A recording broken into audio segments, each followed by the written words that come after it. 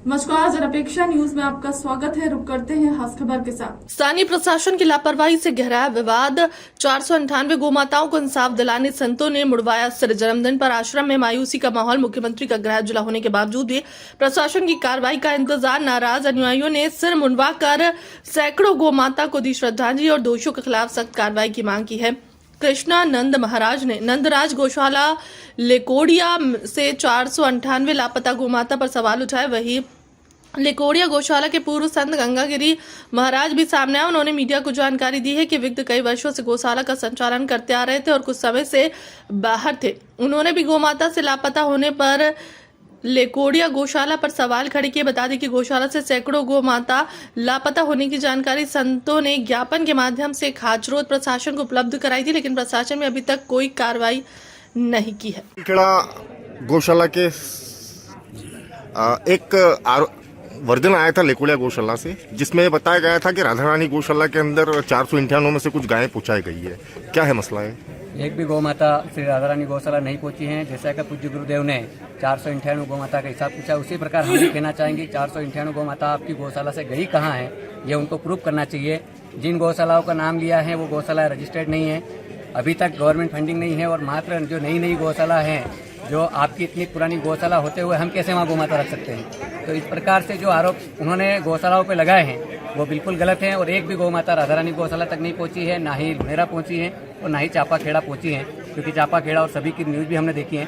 तो हम सभी से कहना चाहेंगे कि पूज्य गुरुदेव ने जो मुद्दा उठाया है 498 गौमाता का, उसमें हम पूज्य गुरुदेव के साथ हैं और निरंतर ही जो गौमाता के साथ हुआ है वो कहीं ना कहीं आप सामने लाएं और कहाँ गई 498 इसका जवाब भेज दें वहाँ की जो समिति है वो सभी। अच्छा, एक बात बताइए कि राधा रानी गौशाला से यदि किसान गोवंश ले जाता है, गौ माता ले जाता है, तो उसके लिए क्या कागजी फॉर्मेलिटी होती है?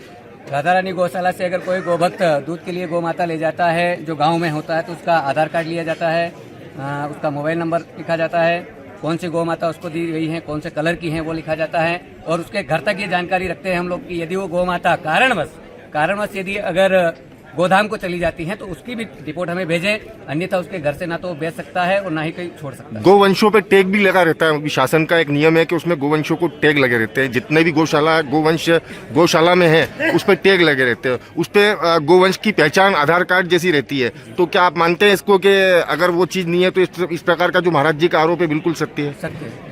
तो जिस प्रकार से आपने एक लेकोड़िया गौशाला पे आरोप भी लगाया कि बोले आप कहते हैं कि बोले हमारी जो गाय वहाँ गई आपकी वहाँ पे, तो आप खुद ने अभी आप आरोप लगाया कि एक मशीन आपने दी थी, वो मशीन उन्होंने खराब करके पहुंचा दी थी। शुक्ला भरने की मशीन पिछले 1 वर्षों से हमने दे रखी थी। जब भी उनको जरूरत पड़ती थी कि हमने इसे कि गौ माता वहाँ पे भी है, माँ यहाँ पे भी है, माँ वहाँ पे भी है, तो हमारा जब काम हो जाता तो हमने वहाँ पे सहयोग के लिए दी थी कि ठीक है गौ माता का कार्य है। और अभी मुझे जब जरूरत पड़ी तो उन्होंने छोड़ी तक नहीं, मुझे भाड़ा लगाकर वहाँ से मशीन मंगाई गई और ये स्थिति है कि मशीन खराब स्थिति। आपके द्वारा 498 गायों का एक मामला उठा रखा है आपने। आपका ये आरोप है कि वहाँ की जो गौशाला है उनके द्वारा 498 गायों का कोई लेखा जोखा नहीं मिल रहा है। उसके संबंध में आज आपने आपके जन्मदिन के अवसर पर आज के कार्यक्रम को गौ माता को श्री चरणों में मतलब श्रद्धांजलि अर्पित करी है। क्या है पूरा वाक्य? देखिए ऐसा है, बात ये नहीं है कि हमने जन्मदिन को समर्पित कर दिया। बात यह है कि हमने गाय के दूध को पी के हम इतने बड़े हुए। तो जब आदमी ऋणी रहता है तो वो ऋण उतारना ही चाहता है। मैं गौ माता का ऋणी हूँ, मैंने गाय का दूध पिया है, वो दूध को पी के मैं बड़ा हुआ हूँ। मैं आज ये सोचता हूँ कि मेरी 498 गौ माता के साथ क्या हुआ। गौ तस्करों के हाथ गई तो निश्चित है सुरक्षित तो है ही नहीं। मैंने तो ये मान लिया है गौ तस्करों को दिए, गौ तस्कर लोगों को दिया, तो निश्चित मानिए गौ वंश तो हमारा गया और गया। तो आज हमने सादर श्रद्धासुमन अर्पित भी कर दिए हैं और गौ माता को श्रद्धांजलि देती है। हमारे संतों ने आज सारे बाल मुंडवा लिए। मध्य प्रदेश शासन चाहता क्या था? मध्य प्रदेश शासन के अधिकारी लोग प्रशासनिक सेवाओं में क्या चाहते थे कि संत समाज आए और अपने बालों का मुंडन करे गौ माता के लिए। हमने कर दिया। ये हमारा एक कार्य था जो करना था हमको। गौ माता को अपने शरीर भी अर्पण कर दिया। ये चीज है। जिस प्रकार से आपने प्रशासन को भी खुला चैलेंज दिया कि अगर दोषियों के खिलाफ कार्रवाई करें, नहीं तो अन्यथा बहुत बड़ा जो है 2028 तक की आपने बात की है कि कुंभ के दौरान जो बहुत सारे साधु संत इकट्ठे होंगे और बहुत बड़ा आंदोलन होगा। नहीं, आंदोलन तो क्या है, ये तो आदि अनादि काल से गौ माता की रक्षा के लिए संतों का एक दायित्व है। संत का जब जन्म होता है तो वो गौ गंगा गीता गायत्री के लिए होता है। संत किसी व्यक्ति विशेष का नहीं होता, पूरे राष्ट्र का होता है। तो हमारा जो मुद्दा है वो गौ माता का है। जो हमारे 4 प्रकल्प है, गो, गंगा, गीता, गायत्री, उसमें एक प्रकल्प हमारा गाय का है। वो गाय का जो प्रकल्प है हम उसको पूरा करना चाहते हैं।